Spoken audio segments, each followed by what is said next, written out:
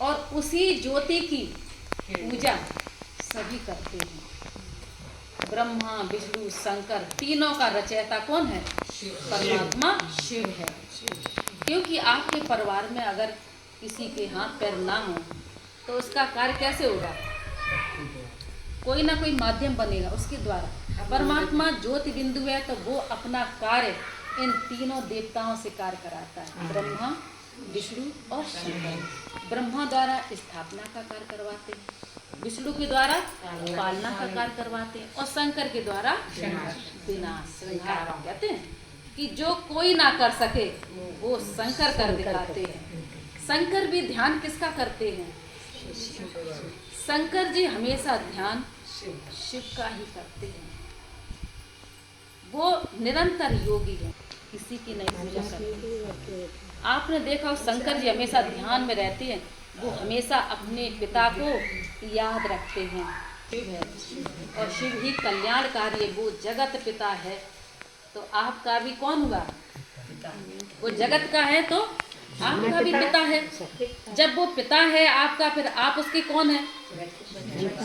तो बच्चों का फर्ज क्या होता है?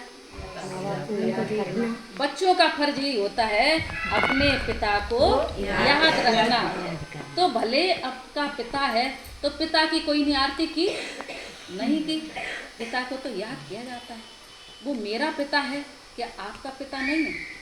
नहीं है, वो सबका पिता है। तो हम क्या बन जाए उसके आगे? बच्चा। तो बच्चा बन के भगवान से मिलोगे और भक्त बन के आप दर्शन कर सकते हैं पर मिल नहीं सकते। दर्शन किया आप खुश हो गए और बच्चा बन जाओगे तो जो बाप का सो आपका। तो परमात्मा से संबंध इसलिए जोड़ो कि आगे परिवार में और भी संकट बढ़ेंगे और ऐसे संकट में आपका कोई साथी नहीं होगा। आपके हित में है मेरे न्यारा और प्यारा बनना है। कमल कहाँ होता है? कीचड़ में होता है। और हम आप भी कहाँ खिले हो? कीचड़ में। अच्छे चलो तो आफत, बुरे चलो तो आफत। अब हम किसी को दुख ना दें तो वो आपको दुख दे रहा है। इस दुनिया में कैसे चलें? कोई है जो आपको पार लगे? तो संसार में कोई ऐसा नहीं है जो आपको वक्त से पार ले जाए। केवल एक परमात्मा है, हम उसको याद करें।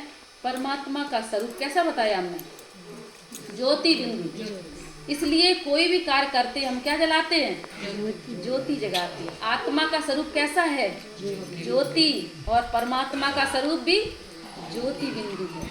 तो उस ज्योति को हम याद कैसे करें? तो उसके लिए परमात्मा ने माध्यम बनाया कि साकार में परमात्मा ब्रह्मा के तन द्वारा आकर के हम बच्चों से मिलते हैं और मिलकर के अपना जीवन सफल करते हैं। तो आप भी परमात्मा से संबंध जोड़ें। परमात्मा निराकार है, ज्योति बिंदु है। परमात्मा परम धाम का वासी है। तो हम आत्माएं भी कहाँ की वासी हैं? कहाँ की वासी हैं? परम धाम की। आपका बहन जी घर कहाँ है? लेकिन ये तो घर विनाशी है। ये घर किसका है? बिनु का है। ये घर तो छोड़ना पड़ेगा। ये भी क्या, ये घर है, ये भी किराए का घर है, इसे भी सबको छोड़ना है, आज नहीं तो कल।